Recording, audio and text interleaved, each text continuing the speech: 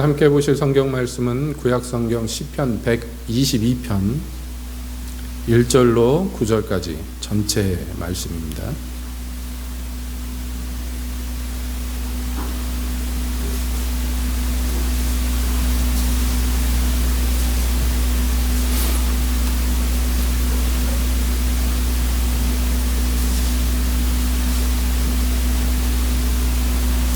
시편 122편 이 시간 함께 보시겠습니다. 시편 122편. 사람이 내게 말하기를 여호와의 집에 올라가자 할 때에 내가 기뻐하였도다. 예루살렘아, 우리 발이 내 성문 안에 섰도다. 예루살렘아, 너는 조밀한 성읍과 같이 건설되었도다.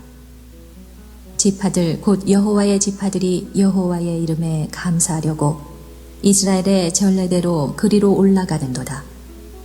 거기 판단의 보좌를 두셨으니 곧 다윗집의 보좌로다.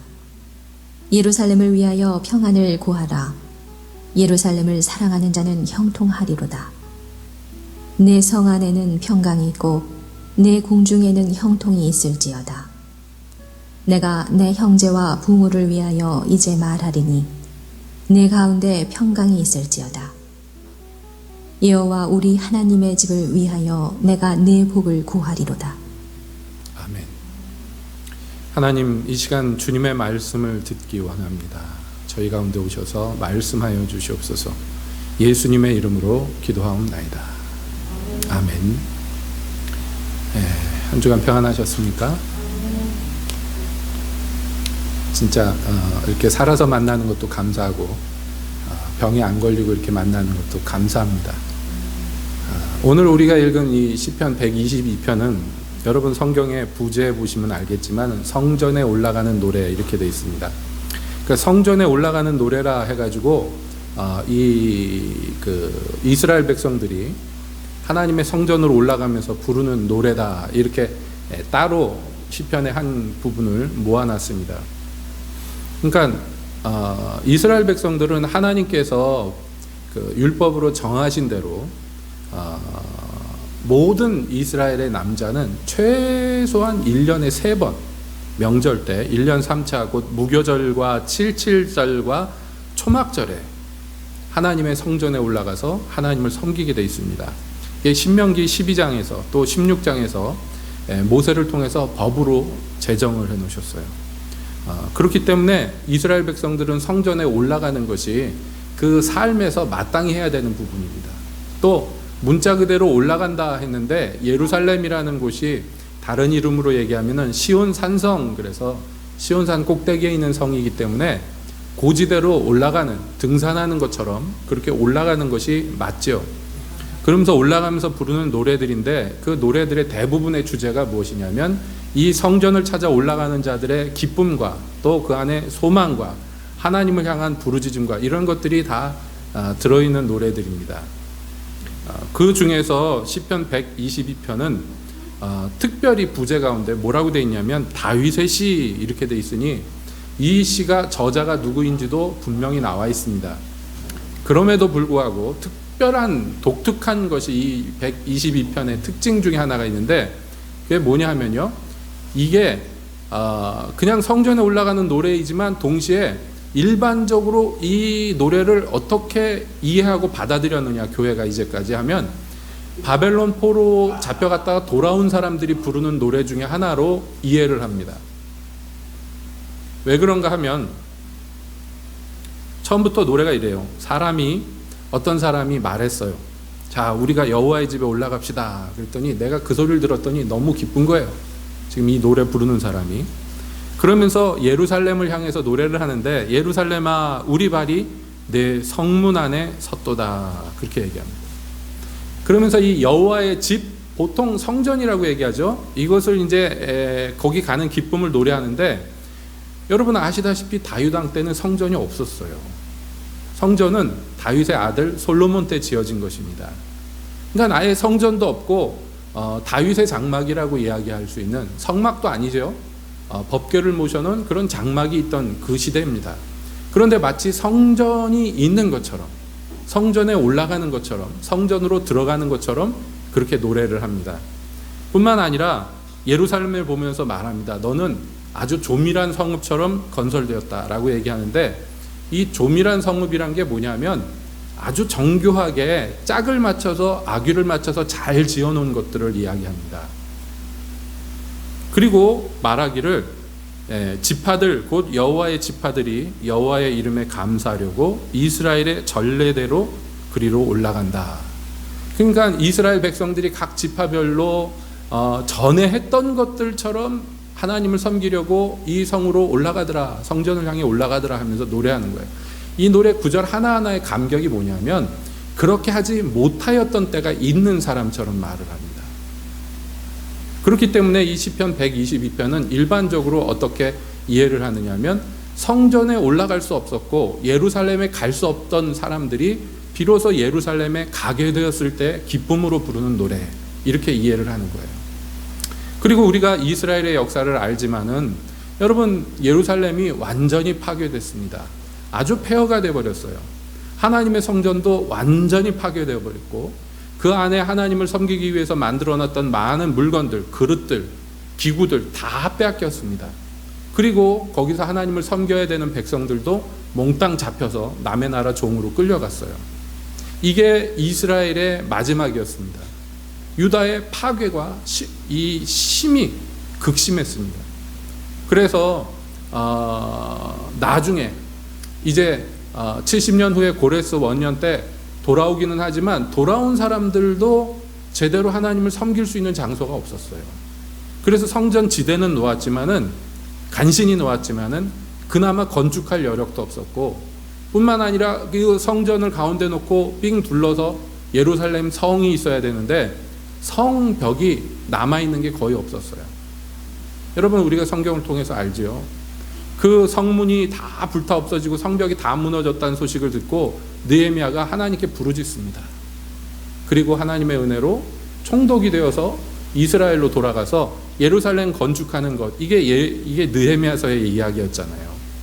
그런데 여러분 아시다시피 느헤미야서를 우리가 보면서 같이 말씀을 함께 보면서 전에 말씀을 상고하면서 보았지만은 이 성벽을 세우는 일들이 보통 일이 아니었어요. 왜냐하면 사람이 너무 조금이었고 무슨 자본도 없었고 자원도 없었어요. 재료도 없었습니다. 그러니까 어떻게 했느냐, 그 성 안에 파괴되고 남은 집들을 뜯어다가 성벽을 건축하고 그랬어요. 그 남은 사람들이 충성스럽게 자기 집 앞에를 딱 지정받은 만큼만 지어가지고 서로 연결해서 결국에는 이 성이 완성되었고 성전이 완성되었고 비로소 하나님을 섬겨 다시 예배하는, 제사하는 일이 다시 시작됩니다. 여러분, 그것을 기억하면서 우리가 생각해 보면 이 122편은 정말 그렇게 다 파괴되었던 것이 다시 건설되어서 그 기쁨으로 나아가 노래하는 그런 노래가 되는 거예요. 근데 다윗 때 말하자면 예루살렘 성도 완전히 구비되지 않았던 그 시대에 어떻게 이렇게 노래할 수 있을까? 그래서 이것을 예언적인 노래로 우리가 이해를 합니다. 그 유튜브에서 봤는데 이스라엘에 기독교인들이 있죠. 그 사람들을 메시아닉 주이시라 그래서 예수님을 메시아로 믿는 그런 그리스도인들을 말합니다. 유대인이지만 그 안에 살면서 그렇게 섬기는 사람들이 찬양을 하는데 콘서트를 하는 걸 봤는데요. 어디서 하냐 그랬더니 다윗의 망대에서 하는 거예요. 라이브 앳 그러면서 타워 오브 데이빗 이렇게 돼 있어요. 그 보니까 다 무너지고 남은 성벽들 있죠. 그 중에서 다윗의 망대가 세워졌던 그 자리, 거기에다가 무대를 만들어 놓고 좀 남은 그 돌벽을 배경으로 해가지고 거기에서 관객들을 모아놓고 찬양을 하는 걸 보았어요. 그런데 정말 뭐라고 말할 수 없는 심정이 그 광경을 보면서 듭니다. 찬양을 하고 하나님을 높이는 것은 참 좋습니다만은 또 한편으로 보면 씁쓸한 게 그 무너진 성벽이 아직도 그대로 있는 거예요. 그렇다고 해서 이스라엘 사람들이 마음대로 다시 재건축할 수도 없는 것이, 여러분 예루살렘이 크게 보면 세 부분으로 나눠져 있습니다. 유대인이 점령한 지역, 그리고 기독교인들이 있는 지역, 그리고 무슬림들이 있는 지역, 이렇게 세 부분으로 나눠져 있고 여전히 분쟁과 다툼의 현장이에요. 그러니까 예루살렘은 문자 그대로 평화의 성인데 가장 평화가 없는 그런 동네. 그 흔적이 그대로 있는 데서 하나님을 찬양합니다. 그러면서 이 찬양 인도하는 그 사람이 그 모인 분들을 향해서 얘기해요. 저쪽에 한 분이 계시는데, 그러면서 관객 중에 하나를 소개합니다. 저분이 그 2차 대전 때 홀로코스트라 그래서 그 히틀러가 이 유태인들 대학살할 때 그때 잡혀갔다가 살아남은 생존자 할아버지가 있어요. 저기 계시다고. 그랬더니 사람들이 다 기립해서 막 박수를 쳐줍니다. 그러면서 이제 저분을 생각하며 이 찬양을 부릅니다. 그러면서 찬양을 하는데 가사가 뭐냐면 시편 137편의 가사예요. 여러분, 시편 137편은 무슨 내용인가 하면 이스라엘 백성들이 바벨론에 끌려갔을 때에 그 바벨론 강변에서 부르는 노래예요. 아주 비참하고 아주 처참한 노래입니다. 우리가 바벨론 강변에서 눈물을 흘렸다 그러면서 시편 137편에서 얘기해요. 왜 눈물을 흘렸냐면 바벨론에 끌려와가지고 비참한 상태에 떨어졌는데 그 바벨론인들이 이 이스라엘 사람들한테 얘기하는 거예요. 너희 노래 잘한다며? 너희 나라 옛날에 있을 때 거기서 맨날 노래 불렀다면서 불러봐라, 연주해봐라 그러는 거예요. 그러니까 잡혀온 것도 억울한데 지금 여기에서 비참지경에 떨어져서 구경거리가 된 거예요. 그래서 그때 그 137편에서 노래합니다.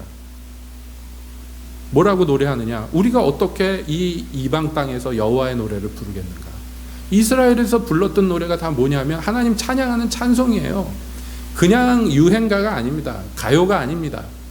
하나님을 찬양하는 그 찬양을 했었는데 이제 그것을 부를 수도 없고 불러봐야 잘하네 못하네 하고 구경거리밖에 못 되는.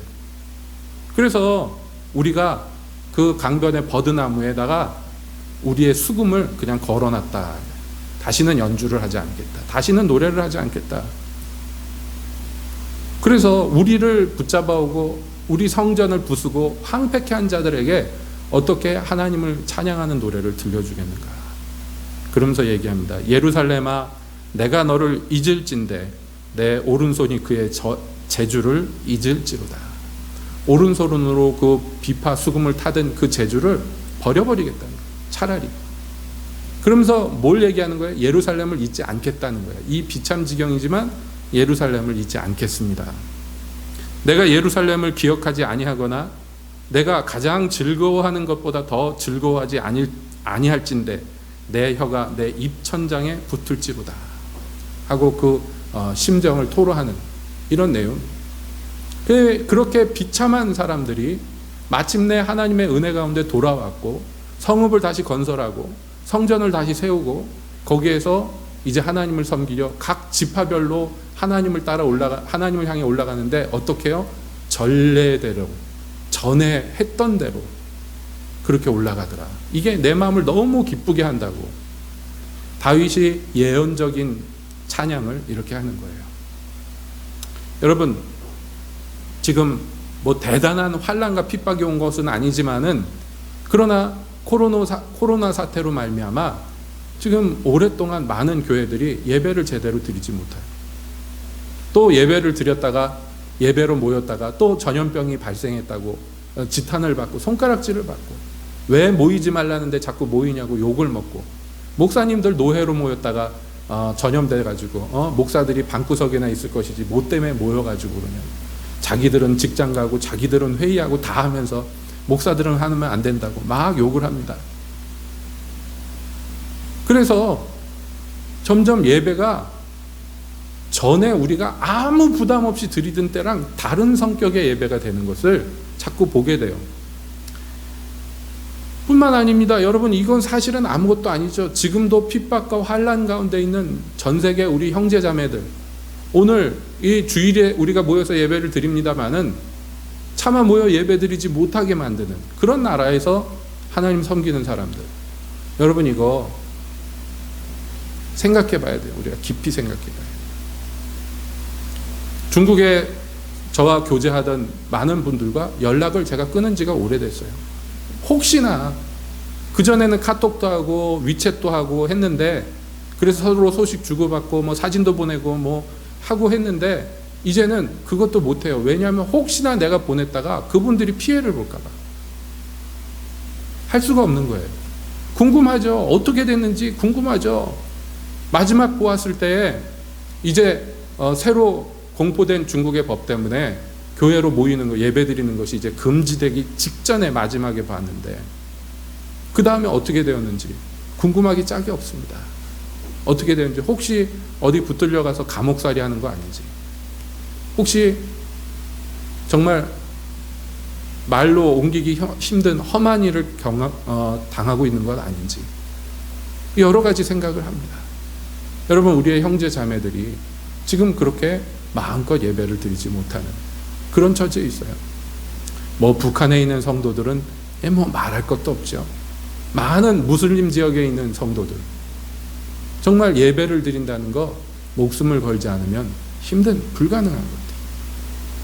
북한의 많은 성도들이 예배를 너무나 드리고 싶어서 몰래 약속해서 3명 4명 깊은 산속에 모여가지고 약속을 해서 산길을 2시간 3시간씩 걸어가지고 골짜기 어디 한 군데 모이면 거기 모여서 잠깐 모여서 서로 붙들고 눈물 흘리며 기도하고 찬송 한 장 부르고 그 예배라고 하고 곧 뿔뿔이 흩어져서 그렇게 비밀히 예배를 드립니다. 그 예배의 간절함과 간곡함이 있는 우리 형제 자매들을 생각합니다. 우리는 지금 사실 예배 드리는 게 많이 불편해요. 예전에 비해서 엄청나게 불편한 상황. 지금도 도시에 있는 많은 교회들은 아직도 영상으로 예배를 드립니다. 그러고 있습니다. 저희 어머니한테도 어제 통화하면서 여쭤봤어요. 왜 예배는 어떻게 되는가? 그랬더니 그 교회도 뭐 한 3분의 1이나 나오나 그렇게 말씀합니다.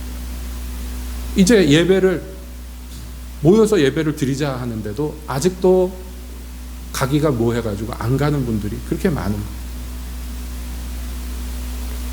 그러면서 누구만 오는가 했더니 주로 젊은 사람들 오고 노인네들 중에는 진짜 배기들만 오더라. 그렇게 우리 어머니가 많이 해요. 우리 어머니도 안 가시면서 정말 각오를 하고 가는 사람들 몇 소수만 모입니다. 이제 이 병의 치료제가 개발이 되고 백신이 개발이 돼서 두려움이 없어졌다 할지라도, 여러분, 예배 참석하는 것도 좋은 습관이지만 예배 빠지는 것도 나쁜 습관입니다. 자꾸 빠져버릇하면 가는 게 힘들어요. 그렇죠? 이 정도 사태인데도 이렇게 어려움과 불편함이 있어요. 그런데 여러분, 정말 환난과 핍박이 몰려와서 예배당이 파괴가 되고 기독교인들이 붙잡혀가고 막 그러는 처지에 떨어졌을 때 우리는 어떻게 예배를 드릴 수 있을까요? 그리고 이런 것들이 이제 다 해결되고 자유롭게 되었을 때 그 모이는 모임의 감격이, 기쁨이 얼마나 놀라웠을까요? 여기 다윗은 그런 기쁨으로 지금 성령에 충만해서 노래를 부르는 거예요.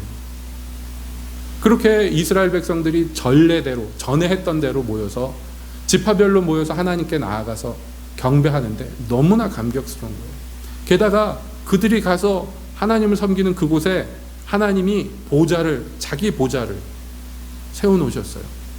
그게 무슨 보좌냐? 우리말 성경에 판단의 보좌다 이렇게 돼 있죠. 이게 뭐냐면 재판석이다 하는 거예요. 이 세상의 죄와 이 세상의 모든 의를 공평하게 공의롭게 판단하실 하나님이 거기 계시는 거예요. 그 전에 하나님께 나아가지 못했던 때는 어땠을까요? 하나님이 자기들을 버린 것 같았겠지요. 근데 이제 나아가기만 하면 거기 하나님의 보좌가 있는 거예요. 여러분, 이게요 엄청난 축복입니다. 엄청난 축복인줄 그걸 맨날 누릴 때는 몰라요. 성전이 늘 있고 뭐 때마다 가가지고 제사 지내고 그게 뭐 별일 아니라고 생각합니다. 그런데 막상 예배드릴 장소가 없어지고 예배드릴 수가 없어졌을 때 우리는 비로소 깨닫게 되는 거예요. 이게 얼마나 귀한가. 여러분, 우리 교회도 몇 달 동안에 영상 예배를 드렸죠. 여러분 집에서 예배 드릴 때 어땠습니까? 그냥 너무나 편했어요? 너무나 편했어요. 예배당에 와가지고 막 앉아있는 것보다 막 너무나 막 하다가 예배 드리다가 말고 막 냉장고 열어가지고 뭐 먹을 것도 꺼내 먹고 말이야. 목사님 혼자 빽빽 찬양 부르는데 나는 듣고선 아이고 음정 틀렸네 그러고 있고 얼마나 편해. 정말 편하면 안 돼요. 그 편하면 안 됩니다. 어떻게 보면 목회자 입장에서도 편할 수도 있어요. 성도들 없어도 되고 뭐 누가 안 나왔나 관심 안 가져도 되고 저 집사님 어디 갔나 오늘은 왜 빠졌나 근심하지 않아도 되고. 여러분 우리가 영상 예배 드릴 때 아는 분은 알겠지만 영상 예배 드리면 현재 접속자 수가 다 나와요. 근데 희한한 것은 시작할 때 접속자 수가 있으면 계속 끝까지 가야 되는데 중간에 없어졌다가 붙었다 없어졌다가 늘어났다 줄어들었다 막 이래요. 그래서 아는 거예요. 예배 시작해가지고 끝까지 가는 분들도 있지만 안 그런 분들도 많구나. 나왔다 들어갔다 하는 사람들도 있구나. 뻔히 보입니다. 그렇다고 해가지고 누가 들어왔다 나갔는지 뭐 이름표가 붙어 있는 건 아니니까 어떻게 보면 피차 편할 수도 있어요. 마음 편할 수도 있잖아요. 여러분 온라인으로 헌금 붙이고 그러면 편하잖아요. 뭐 얼굴 보고 갈등하고 부딪힐 일도 없고 미운 놈 안 봐도 되고 가서 밥 차려야 돼 청소해야 돼 이런 것도 다 없어지고 너무나 편하겠죠. 여러분 점점 그렇게 돼갈 것입니다. 점점 그렇게 되리라고 성경이 얘기합니다. 마지막 때가 가까울수록 모이기를 패하는 어떤 사람들의 습관이 불일 듯 일어날 거예요. 뭐 때문에 모이냐는 거예요. 좋은 장비, 좋은 장치들, 좋은 기회들이 다 있는데 얼마나 편리해요. 그러나 성경은 얘기해요. 그렇게 하지 말라고. 모이기를 패하는 어떤 사람들의 습관을 쫓지 말고 서로 권하라고. 서로 사랑과 선행을 서로 격려하면서 모여서 서로 왜냐하면 그게 교회이기 때문이에요. 뿐만 아닙니다. 여러분 이 지파별로 이렇게 전례대로 하나님께 나아가서 하나님 판단의 보좌 앞에 나아가서 주님을 섬길 때 우리에게는 어떤 중요한 의무라고 얘기해야 될까요? 책임이라고 얘기해야 될까요? 그게 우리에게 주어집니다. 오늘 읽은 본문에서 그렇게 얘기해요. 예루살렘을 위하여 평안을 구하는 자라 구하라. 예루살렘을 사랑하는 자는 형통하리로다 그래요. 자, 이렇게 하나님 섬겨서 나아가는 이 예루살렘을 그냥 너희가 가서 거기 가가지고 어떤 예배 드리고 그냥 돌아오고 그게 거기서 끝나는 게 아니라 너희는 뭘 해야 되느냐면 예루살렘을 사랑하고 예루살렘을 향해 평안을 빌어야 된다라고 해요. 그게 우리의 책무다라고 얘기합니다. 여러분 여기에서 나오는 예루살렘은 사실은 뭐예요? 교회의 모형이에요. 교회의 모형입니다. 하나님께서 우리로 예배 드릴 수 있도록 교회로 모이게 하시고 예배 드릴 장소도 주셨어요. 장소가 교회는 아니지만 그러나 우리가 예배를 위해서 모이게 하시고 거기서 하나님을 섬기게 하셨을 때 우리는 감사할 뿐만 아니라 책무가 주어지는데 뭐냐면 교회를 사랑하고 평안을 빌어야 된다. 말씀드렸잖아요. 예루살렘이 평화의 성인데 가장 평화가 없잖아요. 실제로는. 교회도 마찬가지예요. 교회가 우리가 모여서 그리스도를 위하여 그리스도의 몸된 교회를 이루어가는 자들로서 한 성령 안에서 그리스도를 머릿돌로 해서 각각 연결되어서 거룩한 성전으로 지어져가는 저와 여러분들이 말이에요. 이 중요한 가치를 깨달아야 돼요. 나를 부르시고 여기에 나를 접하게 하신 하나님께 감사해야 돼요. 예루살렘은 이렇게 공교하게 지어져 조밀하게 짜여진 그런 성이 되어야 되는 것이 마땅한 것입니다. 그러기 위해서 먼저 뭐가 있어야 돼요? 우리에게 예루살렘을 사랑하는 마음이 있어야 돼요. 기뻐하는 마음이 있어야 돼요. 어떤 사람이 예루살렘을 향해서 우리가 성전으로 나가 하나님의 집에 가서 하나님 섬기자 했을 때 다윗이 기뻐했잖아요. 여러분 그것이 122편에서만의 고백이 아닙니다. 시편 전체에 흩어져 있는 고백이에요.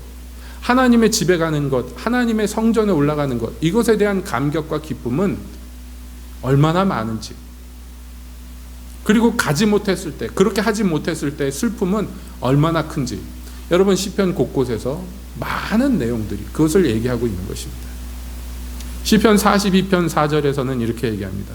내가 전에 성리를 지키는 무리와 동행하여 기쁨과 찬송의 소리를 바라며 저희를 하나님의 집으로 인도하였더니 이제 이 일을 기억하고 내 마음이 상하는도다. 지금 그것을 할 수 없게 되었어요. 그래서 그걸 생각할 때마다 마음이 많이 상합니다. 하나님을 기뻐하는 무리들과 함께 찬양하면서 하나님 집으로 나아가는데 이제 할 수 없어요. 그것이 너무나 슬프고 괴로운 거예요. 그때 시편 55편 14절에서는 얘기합니다. 우리가 같이 재미롭게 의논하며 무리와 함께하여 하나님의 집 안에서 다녔도다. 그땐 그렇게 했다는 거예요. 그것이 즐겁고 재미난 일이었다는 거예요. 지금은요, 그렇지 못하다는 거예요. 그래서 탄식하는 거예요. 그때를 기억할 때 마음이 찢어지는 거예요. 그래서 그 마음에, 어떤 사람의 마음에 시온의 대로가 있는 사람은 복이 있는 거예요. 시온의 대로가 뭡니까? 이 성전을 향해서 갈 수 있는 큰 길이 나 있는 거예요. 그 마음에 말이에요. 그래서 즐거이 그 길로 하나님의 성전을 올라가는 그 사람이 복이 있는 거예요. 세월이 흘러갈수록 점점 우리 대한민국의 교회에 이런 재미가 없어집니다. 왜냐하면 교회 말고도 재미난 게 너무 많아졌어요. 옛날에 어른들이 애들이 교회 간다 그러면 혀를 찢찢하면서 뭐라 그랬어요? 저것들이 교회당을 가는 거야, 연회당을 가는 거야, 막 그랬잖아요. 학교에서는, 도시에는 그렇잖아요. 남학교, 여학교가 딱 갈라져 있어가지고, 저도 고등학교 졸업할 때까지 또래 여자 얼굴을 볼 데가 없어요. 목소리도 못 들어봐. 먼 발치에서도 못 봐. 예. 머리 빡빡 깎고 교복 까만 거 입고 그렇게 학교 다닐 때 말이에요. 어디 가서 여학생들을 볼 수 있느냐? 교회. 여학생들도 마찬가지죠. 어디 가야지 남학생을 볼 수 있어요? 교회. 저는 남자애들만 그런 줄 알았어요. 근데 한 번은 저희 위에 누나가 졸업한 다음에 뭐 이력서를 쓰는데 그 졸업증명서를 학교 가서 떼어야 되는데 네가 좀 떼어와라. 그래서 제가 떼러 가면서 여학교 혼자 가기가 너무 쫄려가지고 제 친구랑 우리 학교 개교기념일이라고 노는 날, 평일날이니까 둘이서 갔는데 교문을 통과해서 운동장을 가로지르는데요. 수천 명의 여학생들이 창문에 달라붙어서 비명을 지르고 소리를 지르는데 난 거기서 죽는 줄 알았어요. 무슨 좀비 때도 아니고, 아니 수업 시간이에요. 수업 시간. 노는 시간도 아니에요. 근데 남자애가 그냥 남자애 둘이 운동장을 지나간다고 창문을 열고 뛰어내릴 기세라. 그래서 야, 남학교는 아무것도 아니구나. 여자애들이 진짜 무섭구나. 교무실에 들어갔는데요. 그거 뛰러 왔다 그러니까 이제 선생님이 앉혀놓고서 이제 뭐 쓰고 있는데 지나가는 여학교 선생님들이 그냥 볼을 만지고 머리를 쓰다듬고 등허리를 만지고 너무 좋다. 너무 좋다. 여자애들 때문에 아주 죽을 지경인데 이렇게 남학생을 보니까 너무 좋다. 선생님들이 막 주물르고 만지고 그러는데 야, 여기가 무슨 마왕성도 아니고 이게 뭐냐. 그랬던 기억이 나요. 그러니 예배당에서 이성을 만나고 그러니까 어른들이 보기 안 좋아가지고 아이고 저것들 연애하러 다닌다 그러고 실제로 교회 오빠 그럼 지금도 이미지가 좋잖아요. 그렇죠? 정국중 집사님. 제가 얼핏 듣기로 왕년에 유명한 교회 오빠였다고. 그런데 비단 이렇게 무슨 이성관계 이런 것 때문에 아니라 교회 안에서 서로 머리를 맞대고 손을 붙잡고 기도하면서 눈물을 흘리면서 그 영적인 교제를 하던 그 기쁨이 있단 말이에요. 그게 쉬 사라지지가 않는 거예요. 그래서 지금 나이들이 다 많아졌는데도 불구하고 그때 저 모교회 때 같이 신앙생활하던 선배, 후배 그 세계 곳곳에 흩어져서 왜 이렇게 이민 간 사람이 많은지 시차가 안 맞아요. 단톡방을 만들어 놨는데 새벽에도 까똑하고 올라오고 막 그래요. 왜냐하면 거기는 낮이니까. 그런데도 반갑고 얼굴은 못 봐도 그렇게 이야기를 나누는데 즐거운 거예요. 왜냐하면 옛날에 그렇게 성전 안에서 재미나게 지냈던 시간이 있어요. 깊은 고민인 거예요. 지금 지나고 보면 별거 아니겠지만 그 당시에는 굉장히 가슴 아팠던 것들. 서로 위로로 하고 기도해주고 함께 말씀을 공부하고, 특히 그 당시에 제 학생 시절에는 전도사님도 없었고 교사도 없었는데, 그러니까 성경을 공부하는데 선배들이 후배 가르치는 게 당연했어요. 고등학생들이 중학생 모아놓고 성경 공부하고 그랬었어요. 대학생들은 고등학교 학생들 모아놓고 성경 공부하고, 그렇게 시간을 보냈던 그 사람들, 그게 얼마나 기쁜지요. 다윗도 똑같은 노래를 하는 거예요. 만군의 여호와여, 주의 장막이 어찌 그리 사랑스러운지요. 내 영혼이 여호와의 궁정을 사모하여 쇠약하며 내 마음과 육체가 생존하시는 하나님께 부르짖나이다. 여러분, 우리에게 이런 마음이 있어야 된다고. 예루살렘을 이렇게 사랑하고 그 평화를 빌어야 된다고. 그러면 복이 있을 거라고, 하나님이 기뻐서 복을 주실 거라고 성경은 노래하는 것이에요. 다윗은 왕궁에서 왕으로 살지만, 그러나 그는 노래합니다. 주의 궁정에서의 한 날이 다른 곳에서 첫날보다 나은즉 악인의 장막의 거함보다 내 하나님 문지기로 있는 것이 좋습니다. 여러분, 이게 하나님의 집을 사모하는, 하나님의 집을 사모하는, 예수님께서 성전에서 장사하는 무리들을 다 내려 쫓으면서 막 상을 뒤집었고 그럴 때 제자들이 그거 뭔지 몰랐어요. 근데 나중에 제자들이 깨달았어요. 시편 말씀에 여호와의 집을 향한 열심이 나를 삼켰나이다 한 말씀이 이것이구나 하고 깨달아요.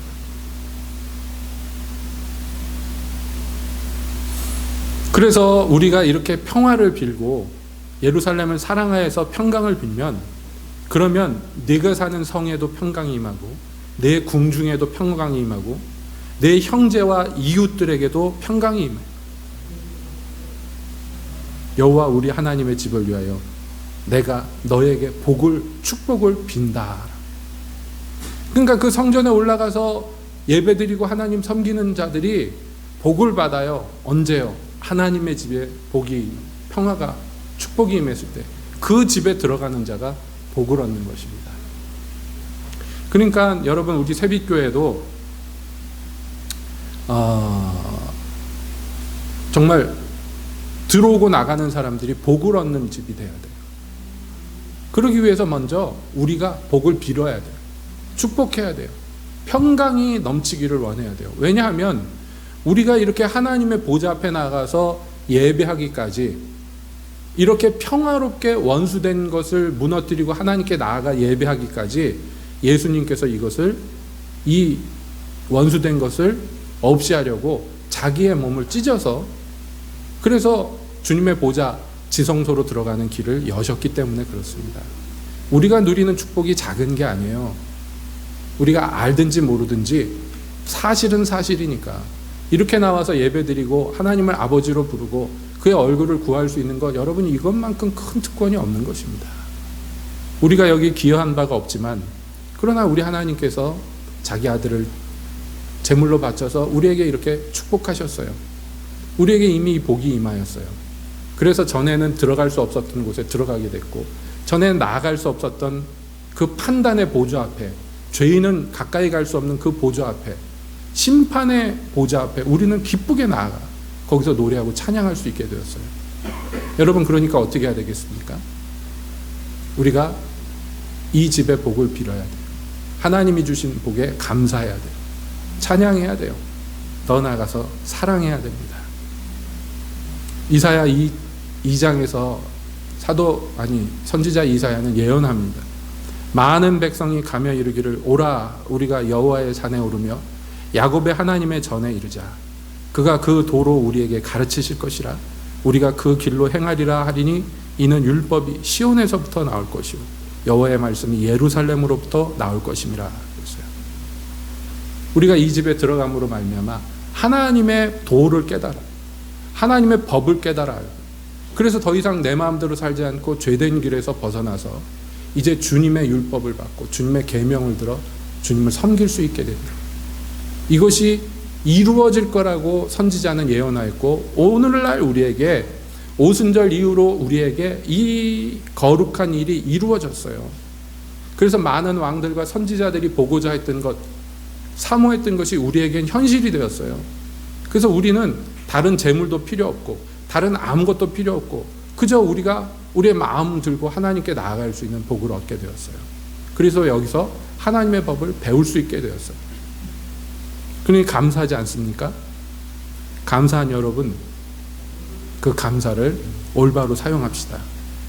그래서 주님이 주시는 화평을 우리도 누리고 또 이 화평을 이 교회를 위해서 빌어야 돼요. 이게 굉장히 중요해요. 예루살렘이 평화를 누리지 못하는 것처럼 하나님의 평화의 집이 그리스도로 말미암아 그리스도가 고난받음으로 우리가 평화를 누리게 됐음에도 불구하고 여러분 현실적으로 어떻습니까? 교회만큼 갈등이 많은 조직이 없고 교회만큼 서로 시기 다툼이 많은 조직이 없어요. 왜 그러냐? 원수가 당연히 이 평화를 우리가 누려야 되는 평화를 못 누리게 하려고 그러는 거예요. 그러니까 우리는 어떻게 해야 되냐면 적극적으로 평화를 빌어야 돼요. 적극적으로 평화를 추구해야 돼요. 그렇지 않으면 안 되는 것이에요. 서로 심하게 사랑하지 않으면 여러분 우리는 용서할 수도 없고 용납할 수도 없어요. 그러므로 이제 예루살렘을 위하여 우리는 평화를 빌어야 돼요. 그 평화가 먼저 나에게 임하고 역사되는 것을 경험해야 됩니다. 그렇게 될 때 주님의 집은 점점 견고하게 지어질 것이요 그 안에서 드려지는 제사는 점점 온전한 제사가 될 것이고 하나님도 기쁘고 참여하는 자도 행복한, 그래서 주님이 보고자 하신 그 평화의 집이 온전히 세워질 것입니다. 그래서 우리 교회도 또 이 조국의 교회도 땅에 있는 지상의 교회들이 이렇게 하나님을 향해 성전을 향해 올라가면서 다윗의 노래를 부를 수 있게 되기를 여러분 예수님의 이름으로 축복드립니다. 여러분도 기쁨과 즐거움으로 하나님의 집에 오르십시오. 거기서 주님이 주시는 세상이 알지 못하는 평화를 풍성히 누리고 이것을 이제 다른 이들에게 선전하는 거룩한 무리가 되시기를 예수님의 이름으로 축복드립니다. 기도하겠습니다.